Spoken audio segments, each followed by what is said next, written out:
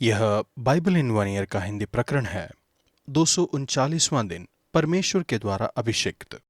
क्या आप समझते हैं कि अभी आप परमेश्वर के द्वारा अभिषिक्त हैं? अभिषेक केवल विशेष मसीही लीडर्स या वक्ताओं के लिए नहीं है, यह हम सभी के लिए है। क्या आप जानते हैं कि यह अभिषेक आपको पाप, प्रलोभन और बुराई के ऊपर सामर्थ्य देता है?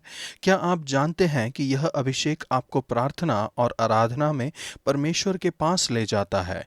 क्या आप जानते हैं कि यह अभिषेक आपको सक्षम बनाता है कि परमेश्वर के संदेश को दूसरों को सुनाएं? यह सब संभव है क्योंकि परमेश्वर ने आपको पवित्र आत्मा दिया है। पवित्र आत्मा न केवल आपके भविष्य की गारंटी देते हैं, वह समय से पहले चुकाई गई अग्रिम रकम है और जो हमें तुम्हारे साथ मसीह में दृढ़ करते हैं। और जिन्होंने हमारा अभिषेक किया है वही परमेश्वर हैं, जिन्होंने हम पर छाप भी कर दी है और बदले में हमें आत्मा को हमारे मनों में दिया है। दूसरा कुरिन्थियों 1:21 और 22। जब आप एक घर के बदले अनुबंध बनाते हैं तब सामान्य रूप से इसमें डिपॉजिट देना होता है, जो न केवल आने वाली चीज़ों की गारंटी लेता है लेकिन समय से पहले दी गई यह आधी कीमत भी है। परमेश्वर ने अपनी आत्मा के द्वारा एक अनंत प्रतिज्ञा के साथ हम पर मोहर लगाई है, एक सुनिश्चित शुरुआत जो पूरा करने का उन्होंने निर्धारण किया है। आपको पवित्र आत्मा देने के द्वारा परमेश्वर ने आपको पहले ही यह डिपॉजिट दिया है जिसे आप एक दिन पूरा पा लेंगे। पवित्र आत्मा के इस अभिषेक को कैसे इस्तेमाल करना है? भजन संहिता 103 का 13 से 22। अभी अपने लिए परमेश्वर के पितृत्व प्रेम का अनुभव कीजिए। जब हमारे बच्चों का जन्म हुआ तब पीपा और मैंने उनके लिए अत्यधिक प्रेम का अनुभव किया जो आज तक कायम है। यह हर माता पिता की स्वाभाविक प्रवृत्ति है। हम अपने बच्चों के लिए गहरे प्रेम को महसूस करते हैं जो कार्य या उपलब्धि पर आधारित नहीं है, लेकिन इस बात पर कि वे कौन हैं। परमेश्वर इसी तरह से आपसे प्रेम करते हैं, इससे भी अधिक। जैसे पिता अपने बालकों पर दया करते हैं, वैसे ही यहोवा अपने डरवैयों पर दया करते हैं। क्या आपने कभी अपने लिए परमेश्वर के प्रेम को महसूस किया है? क्या आप जानते हैं कि परमेश्वर आपसे उससे कहीं अधिक प्रेम करते हैं जितना कि कोई माता पिता अपने बच्चों से करते हैं?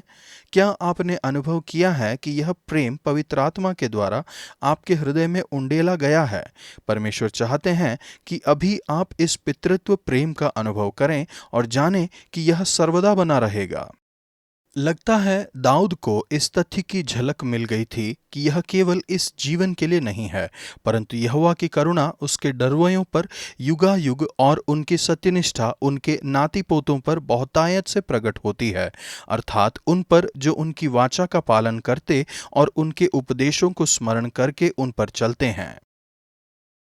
हे मेरे मन, तू यहोवा को धन्य कह। आपकी स्तुति हो परमेश्वर, क्योंकि मेरे लिए आपका प्रेम और करुणा अपने बच्चों के लिए किसी माता पिता की करुणा से कहीं बढ़कर है। आपका धन्यवाद क्योंकि आपने मुझे अभिषिक्त किया है और अपनी आत्मा को मेरे हृदय में रखा है ताकि अभी मैं उस प्रेम का अनुभव कर सकूं। नया नियम, दूसरा कुरिन्थियों 1:12 से 22। अभी परमेश्वर की प्रतिज्ञाओं का अनुभव करिए। क्या आप जानते हैं कि परमेश्वर की सभी प्रतिज्ञाएं आपके लिए हैं? क्योंकि परमेश्वर की जितनी प्रतिज्ञाएं हैं वे सब उसी में हाँ के साथ हैं। पवित्र आत्मा के द्वारा परमेश्वर ने हमारे अंदर उनकी हाँ रखी है। उनकी आत्मा के द्वारा उन्होंने हम पर अपनी अनंत प्रतिज्ञा की मोहर लगाई है, उनकी एक निश्चित शुरुआत जो पूरा करने का संकल्प उन्होंने लिया है। यह ऐसा है जैसे पुराने नियम में परमेश्वर की प्रतिज्ञा यीशु में रेखांकित की गई और पुनः पुष्टित की गई है, जैसा कि संत पौलुस इसे समझाते हैं। क्योंकि परमेश्वर की जितनी प्रतिज्ञाएं हैं वे सब उसी में हाँ के साथ है। हम क्रूस पर परमेश्वर के प्रेम के पूर्ण भाव को देखते हैं और पवित्र आत्मा के द्वारा परमेश्वर के प्रेम के पूर्ण अनुभव को जानते हैं।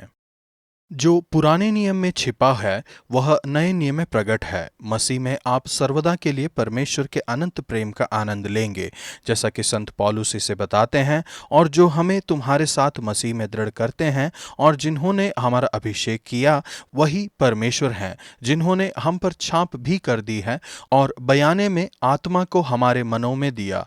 यह वही परमेश्वर हैं जिन्होंने पौलुस और कुरिन्थियों दोनों को आशीष दी। ऐसा नहीं है कि केवल कुछ विशेष मसीही अभिषिक्त किए गए हैं। हम जानते हैं कि परमेश्वर ने नासरी के यीशु को पवित्र आत्मा और सामर्थ के साथ अभिषिक्त किया। प्रेरितों के काम 10 का 38। सबसे अद्भुत बात यह है कि वही पवित्र आत्मा जिन्होंने यीशु को अभिषिक्त किया, उन्होंने आपको भी अभिषिक्त किया है। आप पवित्र आत्मा के द्वारा अभिषिक्त किए गए हैं और वैसे ही मैं भी। परमेश्वर की आत्मा जो डिपॉजिट के रूप में आप में रहते हैं, वही हैं जो आपको अपना अभिषेक देते हैं। यह प्रतिज्ञा कितनी महान और सुंदर है। इसे समझने के लिए हमें पुराने नियम के इतिहास को समझने की आवश्यकता है। परमेश्वर, आपका बहुत धन्यवाद कि परमेश्वर के सभी वायदे मसीह में हाँ हैं। आपका धन्यवाद कि आपने मुझे अपने प्रभुत्व की मोहर के साथ अभिषिक्त किया है और एक डिपॉजिट के रूप में मेरे हृदय में अपनी आत्मा रखी है, आने वाली चीजों की गारंटी देते हुए। पुराना नियम, दूसरा इतिहास 29 का 1 से 31 के 1 तक। अभी अपने जीवन पर परमेश्वर के अभिषेक का अनुभव कीजिए। पुराने नियम में लोगों के 3 समूह अभिषिक्त थे: राजा, याजक और भविष्यवक्ता। हमारे अंदर पवित्र आत्मा के कार्य के द्वारा हम सभी अब एक राजकीय अभिषेक, एक याजकीय अभिषेक और एक भविष्यवक्ता के अभिषेक के द्वारा अभिषिक्त किए गए हैं। इसका उपयोग कैसे करें? नंबर 1, राजकीय अभिषेक। प्रलोभन, पाप और बुराई के विरुद्ध लड़ने के लिए आपके पास एक राजकीय अभिषेक है। हिजकिय्याह अभिषिक्त राजा थे। राजा का काम था लोगों के सभी संघर्षों और लड़ाइयों में उनकी अगुवाई करना। हिजकिय्याह एक अच्छे राजा थे। उन्होंने काम शुरू किया। उन्होंने शहर के सभी लीडर्स को इकट्ठा किया। उन्होंने मंदिर में सुधार कार्य किए और फसह का उत्सव मनाया और मूर्तियों को दूर किया। हिजकिय्याह ने उन्हें आमंत्रित किया, अपने पुरखाओं और भाइयों के समान मत बनो जिन्होंने अपने पूर्वजों के परमेश्वर यहोवा से विश्वासघात किया था, वरन यहोवा के अधीन होकर उनके उस पवित्र स्थान में आओ, क्योंकि तुम्हारा परमेश्वर यहोवा अनुग्रहकारी और दयालु है, और यदि तुम उनकी ओर फिरोगे तो वह अपना मुंह तुमसे नहीं मोड़ेगा। रेनियरो कैंटलमैसा लिखते हैं कि राजकीय अभिषेक का अर्थ है कि पवित्र आत्मा यीशु और चर्च को शैतान के विरुद्ध इनके संघर्ष में चिताते हैं। हम सभी के पास यह राजकीय अभिषेक है। पवित्र आत्मा हम में से हर एक को चिताते हैं। प्रलोभन, पाप और बुराई के विरुद्ध हमारी लड़ाई में जब आपकी परीक्षा होती है, तब आप सहायता के लिए पवित्र आत्मा को पुकार सकते हैं, यह जानते हुए कि वह आपके साथ साथ चलेंगे और जीतने के लिए आपको सामर्थ्य देंगे। नंबर 2, राजकीय अभिषेक। आपके पास प्रार्थना करने और आराधना करने का एक राजकीय अभिषेक है। पुराने नियम में याजक और विशेष रूप से इस लेखांश में परमेश्वर और मनुष्य के बीच में मध्यस्थ बनने के लिए अभिषिक्त किए गए थे। यहाँ पर हम देखते हैं कि उन्होंने बैलों, मेमनों, बकरियों का बलिदान दिया। उन्होंने वेदी पर बैलों और मेमनों का लहू छिड़का। उन्होंने बकरी पर अपना हाथ रखा और उनका बलिदान चढ़ाया। यह पाप से पश्चाताप के लिए भेंट थी।